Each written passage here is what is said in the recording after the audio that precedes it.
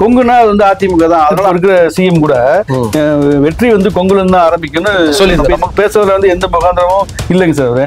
ஆனா அவர் சொல்றதுல வந்து ஏதோ ஒரு உள்நோக்கம் இருக்குங்கிறது நமக்கு தெரியுதுங்க சார். இதுதான் பாண்டியோட தந்திரம் சார். அவருக்கு மட்டுமே தேவைன்னா ஒரு ஆளை பயன்படுத்திக்கிறது, தேவையில்லைன்னா அவர் வந்து யாரா இருந்தாலும் காலி பண்றது. 7000 ஓட்டு சட்டமன்றத்தில் லீடு எடுத்தாங்க, மக்களவையில 20000 லீடு எடுத்திருக்காங்க. எப்படி 19 ஒரு விஷயத்த இல்ல சார், இவர் வந்து ஒரு வெளிப்படையா நம்ம பேசணும்னா பாஜக அதிமுக கூட்டணி ஆதரிக்கிறாங்க. எம்பி தேர்தலில் ஓட்டு வாங்க முடிஞ்சவங்க, ஆமா எம்எல்ஏ தேர்தலில் ஓட்டு வாங்க முடியாம போனதுக்கு காரணமும் அங்கிட்டு இது பெரியசாமி வந்து மிகப்பெரிய அளவுல ஓட்டு வாங்கி ஜெயிக்கிறதுக்கும் இந்த ஒரு தொகுதியில் ஓட்டு குறைஞ்சதுக்கு காரணம் அவர் ஒருத்தர். இந்த அரசியல் தான் நம்ம ஊக்குவிக்க கூடாதுன்னு சொல்றோம் சார். இது கட்சிக்கு நல்லது இல்ல, மக்களுக்கு நல்லது இல்ல. அங்குசம் பார்வையாளருக்கு வணக்கம். 2026 தேர்தல் கள நிலவரம் நிகழ்ச்சிக்கு உங்களை அன்போடு வரவேற்கிறோம். நம்ம இடையே பேசுவதற்காக பேராசிரியர் நிரஞ்சனி சார் வந்திருக்கிறாரு. வாங்க அவரோடு பேசுவோம். சார் வணக்கங்க சார். அங்குசம் நேயர்களுக்கு வணக்கம். தமிழ்நாடு சட்டமன்ற தேர்தல் களம் 2026 அப்படிங்கிற இந்த நிகழ்ச்சியில இன்னைக்கு நம்ம என்ன பார்க்க போறோம்னா, அங்குசம் நடத்திய கள நிலவரம், அதே போல சாணக்கியா அப்படிங்கிற ஒரு யூடியூப் சேனல் நடத்தின வெற்றி கணிப்பு. 2026 சட்டமன்ற தேர்தலில் என்ன முடிவு வரப்போகுது நம்ம பார்க்குறோம். அதுல வந்து யார் யார் வெற்றி பெறுவாங்க அப்படின்னு சொல்லியிருக்கிறாங்க. இதுல வந்து நம்ம இன்னைக்கு வந்து என்ன பார்க்க போறோம்னா, கொங்கு மண்டலத்துல உள்ள 8 மக்களவை தொகுதிகளுடைய சட்டமன்றங்கள்ல யார் யாருக்கு வெற்றி வாய்ப்பு இருக்குது அப்படிங்கிறத பார்க்க போறோம் நம்ம. சரிங்க சார். இதுல வந்து அங்குசம் நடத்திய கள நிலவரத்துக்கும் சாணக்கியா நடத்திய வெற்றி கணிப்புக்கும் 2026 சின்ன சின்ன வேறுபாடுகள் இருக்குது. அந்த வேறுபாடுகளுக்கான காரணங்கள் என்ன அப்படிங்கறத நம்ம பார்த்து பேசலாம். சரிங்க சார். கொங்கு மண்டலத்துல இருக்கக்கூடிய 8 மக்களவை தொகுதிகள் திருப்பூர், கோயம்புத்தூர், நீலகிரி, பொள்ளாச்சி, நாமக்கல், ஈரோடு, திண்டுக்கல், கரூர். சரிங்க சார். இந்த 8 மக்களவை தொகுதி தான் இருக்குது. இப்ப இதுல வந்து நம்ம திருப்பூர் மக்களவை தொகுதி பார்க்கிறோம். இந்த திருப்பூர் மக்களவை தொகுதிக்கு உட்பட்ட 6 சட்டமன்ற தொகுதிகள் பெருந்துறை, பவானி, அந்தியூர், கோபிச்செட்டிப்பாளையம், திருப்பூர் வடக்கு, திருப்பூர் தெற்கு.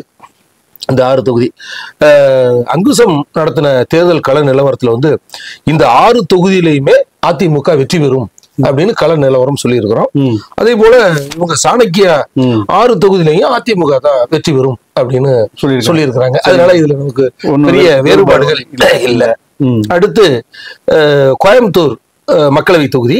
இந்த கோயம்புத்தூர் மக்களவை தொகுதிக்கு உட்பட்ட 6 சட்டமன்ற தொகுதிகள் பல்லடம், சூலூர், கவுண்டம்பாளையம், கோவை வடக்கு, கோவை தெற்கு, சிங்காநல்லூர். இந்த 6 தொகுதிகள்ல 5 தொகுதியிலுமே வந்து அதிமுக வெற்றி பெறும்னு நாமளும் சொல்லியிருக்கிறோம். அதே போல சாணக்கியாவும் சொல்லியிருக்கிறாங்க. சரிங்க சார். ஒரு இடத்துல எந்த இடத்துல வேறுபடுறாங்கன்னா, சிங்காநல்லூர் சட்டமன்ற தொகுதியில வந்து அங்குசம் நடத்துற கள நிலவரத்துல வந்து அதிமுக வெற்றி பெறும்னு சொல்லியிருக்கிறோம். காரணம் என்னன்னா, 2021 சட்டமன்ற தேர்தலில் அதிமுக 10,854 வாக்குகள் வாங்கியிருக்கிறாங்க. வித்தியாசத்துல வெற்றி பெற்று இருக்கிறாங்க. 2024 மக்களவை தேர்தலில் சிங்காநல்லூர் சட்டமன்ற தொகுதியில அதிமுக 14,332 வாக்குகள் வந்து லீடு எடுத்திருக்கு.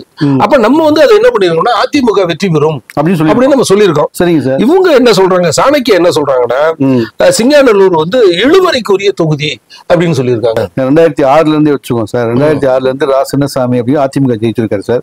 2011ல ரா சின்னசாமி அதிமுக ஜெயிச்சிருக்காரு, திருப்பி 2வது முறை ஜெயிச்சிருக்காரு சார். 2016ல கார்த்திக் அப்படிங்கிறவரு ஜெயிச்சிருக்காரு சார். 2021ல காரா ஜெயராமன் அப்படின்னு அதிமுக ஜெயிச்சிருக்காரு சார். அப்ப முன்னாடியும் பின்னாடியும் அதிமுக தான் ஜெயிச்சிருக்கு சார்.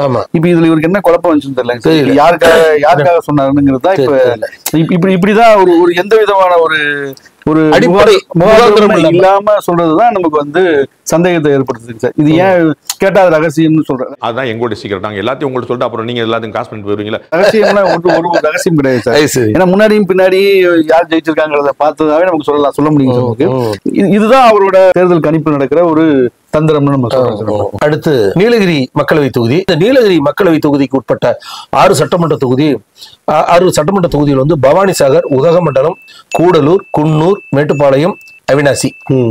இந்த 6 தொகுதிகள் நம்முடைய அங்குசம் நடத்திய தேர்தல் கள நிலவரத்துல வந்து பவானிசாகர், உதகமண்டலம், கூடலூர், குன்னூர், ஆகிய 4 தொகுதிகளில் திமுக வெற்றி பெறும் அப்படின்னு சொல்லியிருக்காங்க. ஏற்கனவே அங்க வந்து திமுக வந்து 2024 மக்களவை தேர்தல் லீடு எடுத்தது. அதன் அடிப்படையில் நம்ம சொல்லியிருக்கோம். அதே மேட்டுப்பாளையம் அவினாசி வந்து அதிமுக வெற்றி பெறும்னு தேர்தல் கள நிலத்தை சொல்லியிருக்கோம். ஆனா சாணக்கியா என்ன சொல்றாங்கன்னா பவானி சாகர்ல வந்து அதிமுக வெற்றி பெறும் அப்படின்னு சொல்றாங்க. ஏன்னா பவானி சாகர்ல வந்து 2021 சட்டமன்ற தேர்தலில் அதிமுக 16,008 கூடுதல் வாக்குகள் எடுத்து வெற்றி பெற்றிருக்காங்க. சரிங்க சார். மக்களவை தேர்தல்ல திமுக கூட்டணி 4,020 வாக்கு வந்து லீட் எடுத்திருக்குது. அதனால அங்க திமுக வெற்றி பெறும்னு நம்ம தேர்தல் கள நிலத்தை சொல்லியிருக்கிறோம். ஆனா இவர் என்ன சொல்றாங்க, இல்ல அதிமுக தான் ஜெயிக்கும் அப்படின்னு சொல்லி. என்ன ரீசனா சார், 2021 வந்து பன்னாரிங்கிற அதிமுக எம்எல்ஏ ஜெயிச்சிருக்காரு சார்.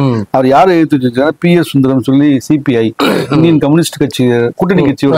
அப்ப கூட்டணி கட்சியோட இருந்தா திருப்பி நின்னா அந்த பலம் குறைஞ்சுதானே இருக்கும். திமுக அதுக்கு வேலை செய்ய மாட்டாங்க அப்படிங்கிற ஒரு பொதுவான புத்தியில அவர் சொல்றாரு. அது மாதிரி சொல்றாரு சார். இன்னொன்னு அதிமுகவுக்கு இப்ப இந்த PL சுந்தரம் வந்து ஏற்கனவே நின்று ஜெயிச்சவர் தான். அவர் தொடர்ந்து தோத்து போனவர் கிடையாது. அப்ப அவர் இந்த முறை தோத்து போயிருக்கிறாருன்னா அடுத்த முறை ஜெயிக்கிறதுக்கு வாய்ப்பு இருக்குன்னு தான் நம்ம சொல்ல முடியும்.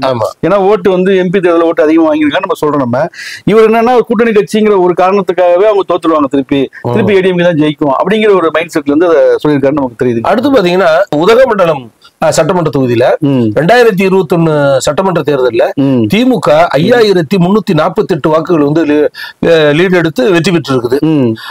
2024 மக்களவை தேர்தலில் திமுக 6,841 வாக்குகள் வந்து கூடுதலா வாங்கி இருக்குது.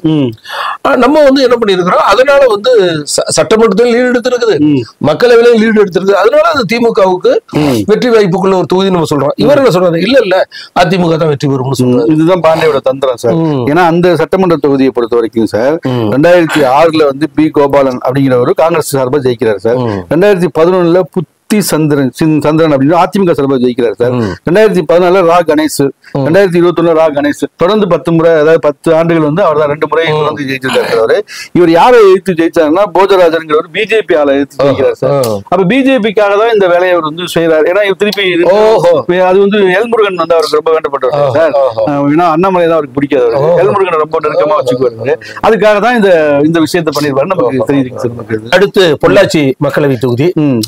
இங்க வந்து பாத்தீங்கன்னா பொள்ளாச்சி மக்களவை தொகுதிக்கு உட்பட்ட 6 சட்டமன்ற தொகுதிகள் வந்து தொண்டாமுத்தூர், கிணத்துக்கடவு, பொள்ளாச்சி, வால்பாறை, உடுமலைப்பேட்டை, மடத்துக்குளம், இந்த 6 சட்டமன்ற தொகுதிகள்.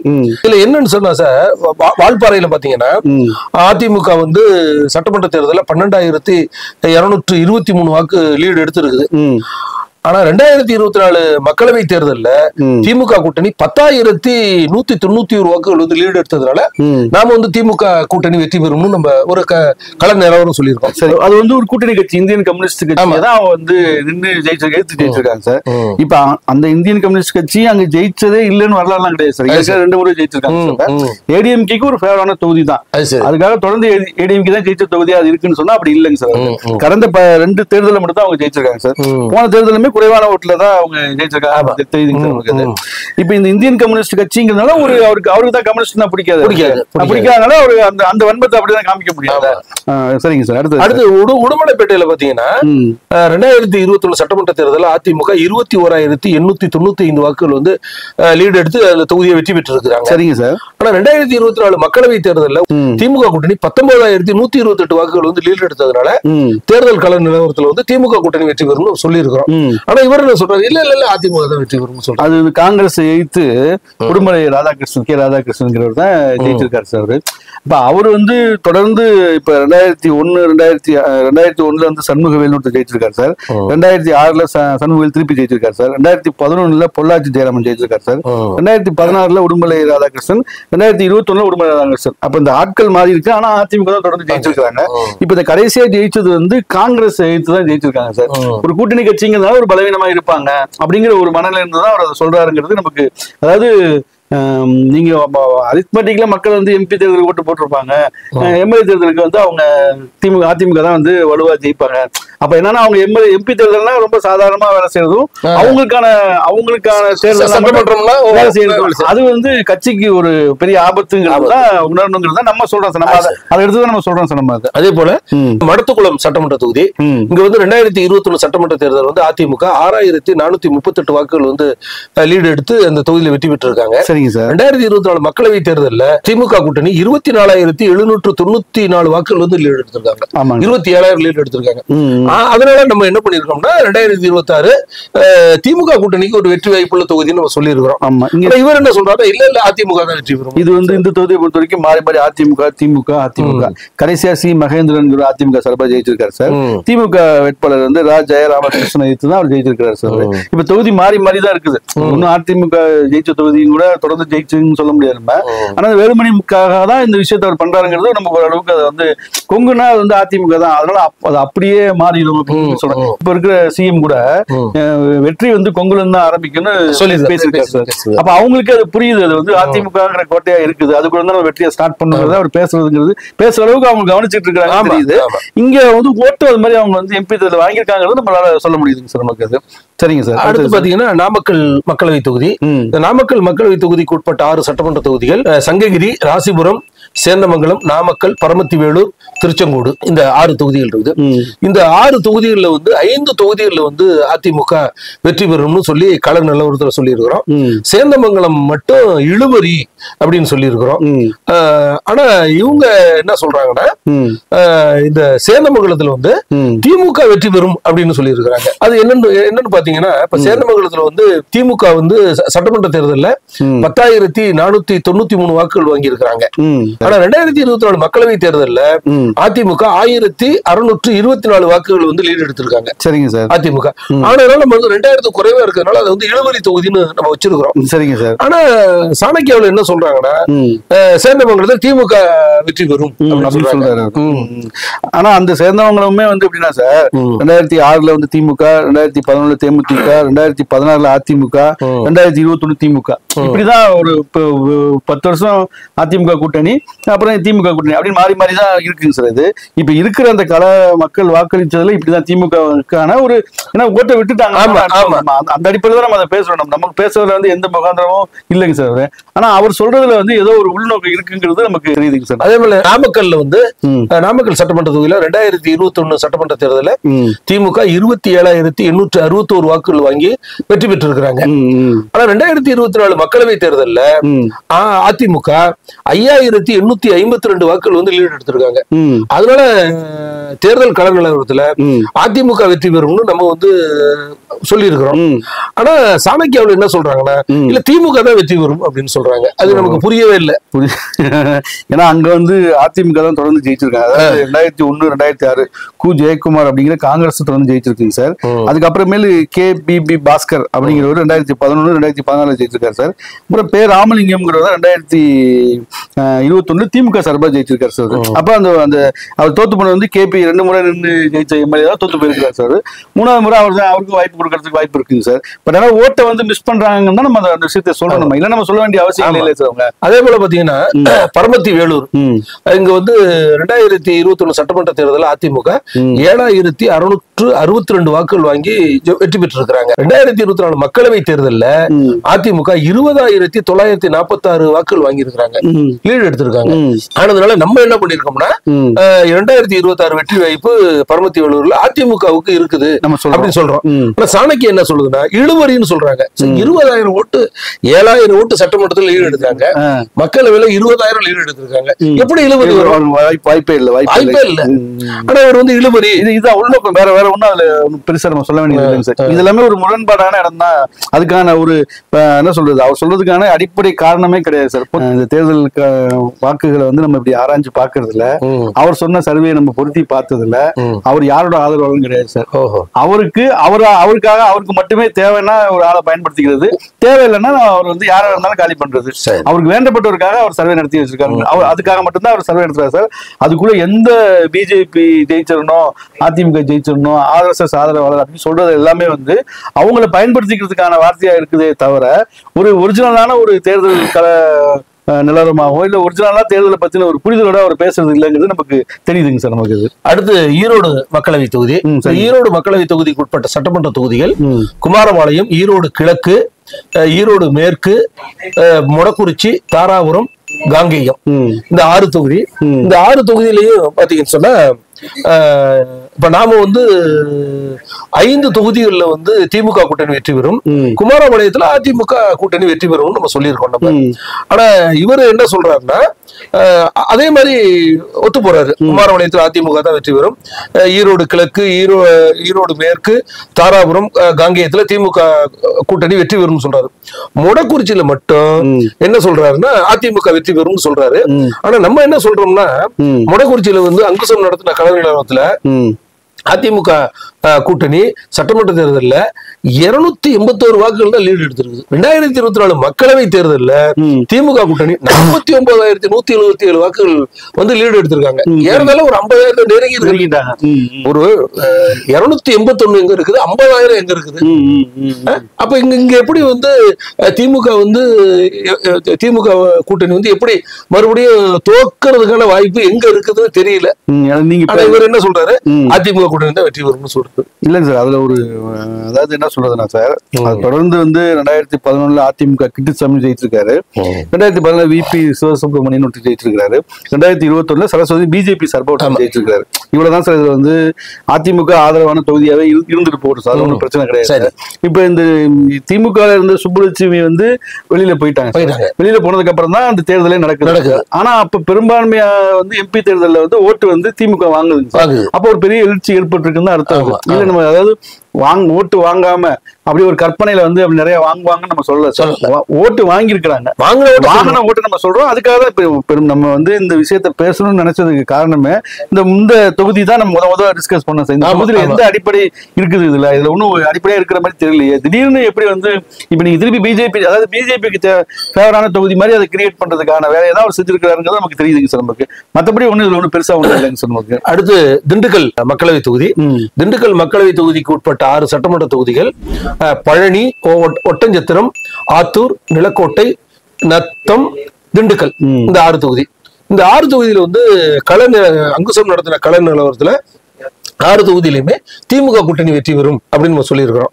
ஆனா இவர் என்ன சொல்றாருன்னா, சாணக்கியாவில் என்ன சொல்றாங்கன்னா நிலக்கோட்டையில வந்து அதிமுக வெற்றி பெறும்னு சொல்றாங்க, நத்தம், திண்டுக்கல்ல இழுவரின்னு சொல்றாங்க.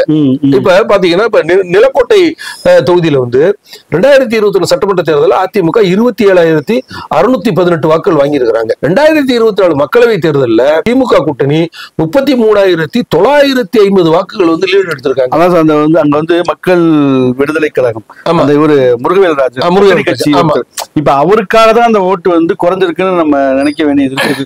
ஏன்னா நம்ம என்ன சொல்றோம்னா எம்பி தேர்தலில் ஓட்டு வாங்க முடிஞ்சவங்க எம்எல்ஏ தேர்தலில் ஓட்டு வாங்க முடியாம போனதுக்கு காரணமும் அங்கிட்டு பெரியசாமி வந்து மிகப்பெரிய அளவுல ஓட்டு வாங்கி ஜெயிக்கிறதுக்கும் இந்த ஒரு தொகுதியில ஓட்டு குறைஞ்ச காரணம் அவர் ஒருத்தர் தான் காரணம் நம்ம சொல்ல முடியாது. ஏன்னா அது வந்து ஒரு தலித் தொகுதி, எஸ்சி தொகுதியா தான் அது இருக்குன்னு சார்.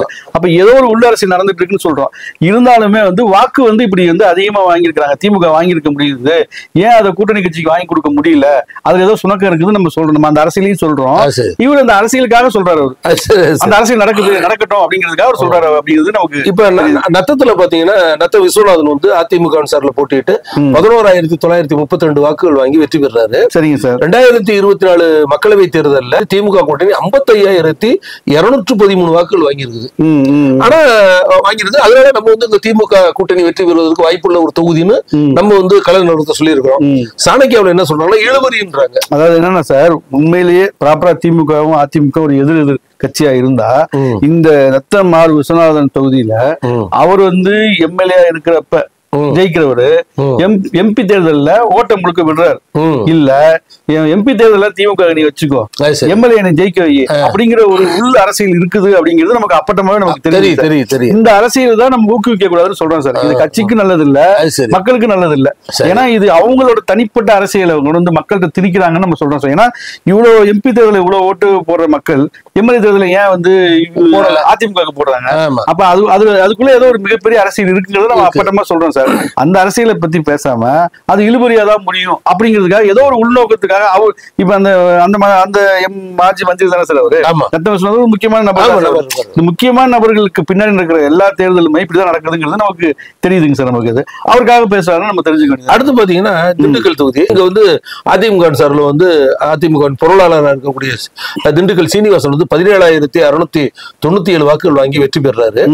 2024 மக்களவை தேர்தலில் திமுக கூட்டணி இங்க வந்து 49,391 வாக்குகள் வாங்கி லீடு எடுத்திருக்காங்க. ஆனதுனால வந்து தேர்தல் கள நிலவரத்தில் வந்து இந்த திமுக கூட்டணி வெற்றி பெறுவது வாய்ப்பு இருக்கு நம்ம சொல்றோம். ஆனா சாணக்கியாவில் என்ன சொல்றாங்கன்னா இழுவரின்றாங்க. அதான் சார் இந்த திண்டுக்கலை பொறுத்த வரைக்கும் சார் நம்மளோட இந்த அனலைசிங்ல பெரியசாமி, திண்டுக்கல் சீனிவாசன், நத்தம் விஸ்வநாதன் இதெல்லாம் ஒரு அணியா தான் இருக்கிறாங்க. கட்சியை கடந்து அது ஒரு கூட்டணி, ஒரு சிண்டிகேட் அமைச்ச விஷயமா இருக்குங்கிறது நமக்கு இந்த திண்டுக்கலை பொறுத்த வரைக்கும் நமக்கு தெரியுதுங்க சார். ஏன்னா இதை நம்ம வந்து சாதாரணமா விட்டுட்டு போக முடியலங்க சார். ஏன்னா இப்ப இங்க இதுல பாதிக்கப்படுறது யாருன்னா கூட்டணி கட்சி தான் இதுல பாதிக்கப்படுது சார். ஏன்னா சிபிஎம் அந்த கம்யூனிஸ்ட் கட்சி அவங்க பாதிக்கப்படுறாங்க, அந்த முருகன் ராஜன் பாதிக்கப்படுறாரு. இப்ப இங்கெல்லாம் எளிதா வந்து திமுக வந்து தன்னோட எம்எல்ஏ தொகுதியை வந்து விட்டு கொடுத்துட்டு போகுது.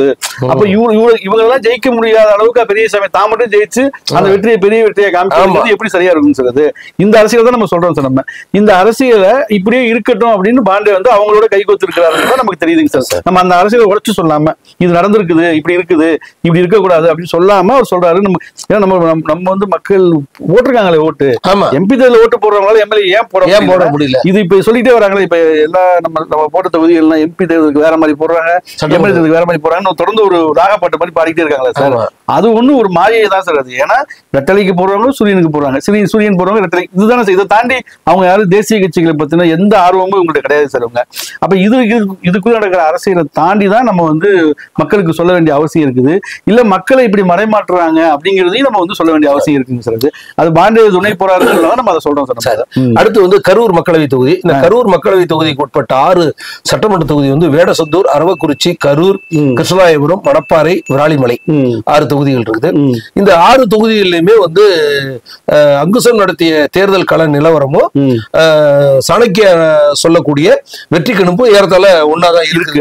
ஏன்னா வேடச்சந்தூர், அரவக்குறிச்சி, கரூர், கிருஷ்ணராயபுரம், மணப்பாறை இந்த 5 தொகுதியிலும் திமுக கூட்டணி வெற்றி பெறும். விராலிமலையில வந்து அதிமுக கூட்டணி வெற்றி பெறும் சொல்லியிருக்கோம். அவங்களும் அதனால இதுல வந்து ஒன்னும் பெரிய அங்க யாரும் அவருக்கு வேண்டப்பட்டவங்க யாரும் இல்ல போல இருக்கு. அதனால அவர் வந்து இருக்குது அப்படின்னு சொல்லிட்டு அதனால வேறுபாடுகள் இல்லை. இந்த இதுவரை பார்த்து நம்ம கொங்கு மண்டலத்துல மொத்த தொகுதியில் வந்து 48. சரிங்க சார். இங்க வந்து அங்குசம் நடத்திய கள நிலவரத்துல வந்து திமுக கூட்டணி 23 தொகுதியில வெற்றி பெறும், அதிமுக 24 தொகுதியில வெற்றி பெறும், இழுவரி 1 தொகுதி அப்படின்னு. அப்ப வந்து கொங்கு மண்டலம் வந்து அதிமுக கோட்டையா இருந்ததுல இப்ப எம்பி தேர்தலோட வாக்குகள் அடிப்படையில பாக்குறப்ப அது வந்து 2ஆ பிரிஞ்சு தெரியுது நமக்கு. சரிபாதி அது அடிப்படையில தான் வந்து இவங்க முதல்வர் கூட சொல்லியிருக்கிறாரு. இந்த விஷயத்தை பாக்குறப்ப நமக்கு தெரியுது. சரிங்க சார். சாணக்கிய அவருடைய வெற்றி கணிப்பு 2026 வந்து கொங்கு மண்டலத்துல திமுக கூட்டணி 16 தொகுதியில தான் வெற்றி பெறும், அதிமுக கூட்டணி 28 தொகுதியில வெற்றி பெறும், இழுபறி 4 அப்படின்னு சொல்றாரு. இப்ப என்னன்னா கொங்கு வாஷ் அவுட் ஏடிஎம்கே தான் ஜெயிச்சுட்டு இருந்துச்சு அப்படிங்கிற இருந்தத அவரு சாணக்கியாவே என்ன சொல்றதுன்னா அதுல வந்து 16 தொகுதி வந்துருவாங்கன்னு சொல்றாரு. பட் அதுவும் உண்மை இல்ல, பொய் தாங்கிறத நம்ம சொல்றோம். நம்ம எடுத்து அதை வந்து பிரிச்சு பேசுறது நமக்கு தெரியுது. சரிங்க சார். சரிங்க சார். ஓகே. மீண்டும் இன்னொரு தேர்தல் கள நிலவரத்தை சந்திப்போம். நன்றி, வணக்கம். வணக்கம்.